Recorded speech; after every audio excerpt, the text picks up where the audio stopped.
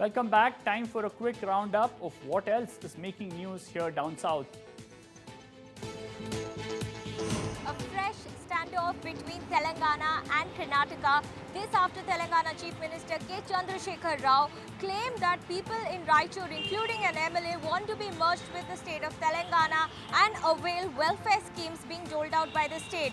This has triggered a political war of words in Karnataka. Listen in. ఈ మధ్య రాయచూరు జిల్లాలో కర్ణాటక ప్రజలు మమ్మల్ని తెలంగాణలో కలిపేయండి లేదా తెలంగాణలో ఉన్న పథకాలు మాకు అమలు చేయండి అని చెప్పి. It is ridiculous, and Mr. KCR has no business because people have lived here, especially people from Andhra and Telangana are the major stakeholders in Karnataka. If he speaks like this, it doesn't go well with both the states. More rumblings within the Telangana Congress, especially against TPCC Chief Revanth Reddy. Now, after the exit of Sravan Dasuju and Raj Gopal Reddy, now another senior Congress leader, Mari Sashidhar Reddy, in an interview to a local channel, said that Revanth Reddy is doing more harm than good. The split is wide open even as the party gears up for Rahul Gandhi's Bharat Jodo Yatra, which is slated to happen in Telangana in the first week of November.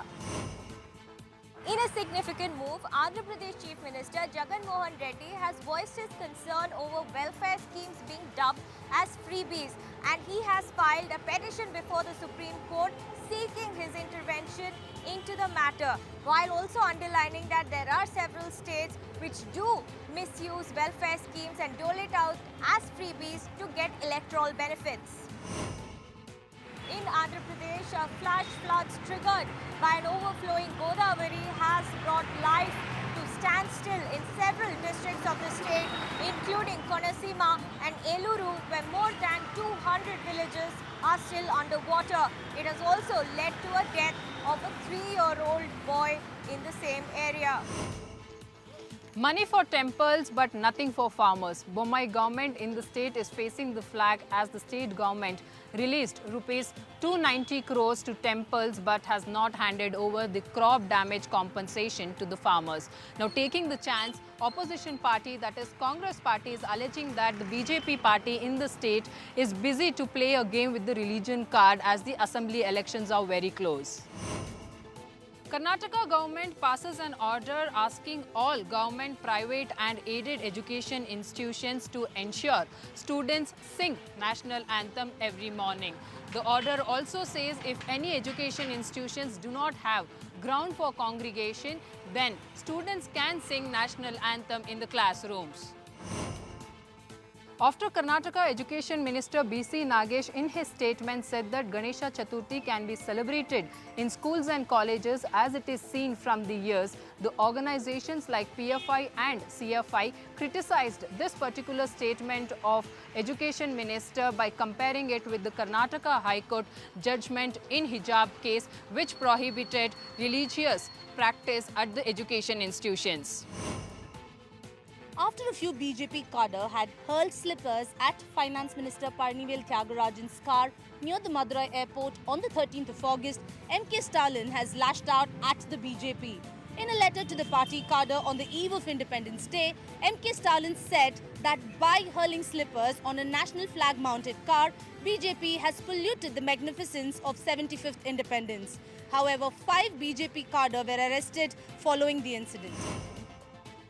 As Chennai is all set to get its second international airport at Parandur, residents and farmers in and around the Greenfield airport are now trying to urge both the state and the central government to ensure that this project is not implemented at Parandur. They say that this project, if it comes up, will destroy their livelihoods and the agrarian lands. Remember, thousands of farmers and residents are opposing the upcoming project, while the state government is all set to acquire 4,500 acres of land in 12 villages in and around the Greenfield airport. Following demands from both the public and the political parties to ban online gaming, the state government is in the final stage to draft an ordinance to regulate online gaming and online gambling. Tamil Nadu Chief Minister M.K. Stalin held discussions with Law Minister and senior bureaucrats earlier this week to discuss the provisions of an ordinance. The Tamil Nadu government sought inputs from all the stakeholders, be it teachers, parents, students, youth, psychologists and online gaming service providers to discuss the legislation to regulate online gaming. An order of the Kozhikode Sessions Court granting anticipatory bail to Civic Chandran in a sexual harassment case has received a lot of flack. The order read that the case against the accused will not prima facie stand as the complainant has worn sexually provocative dress.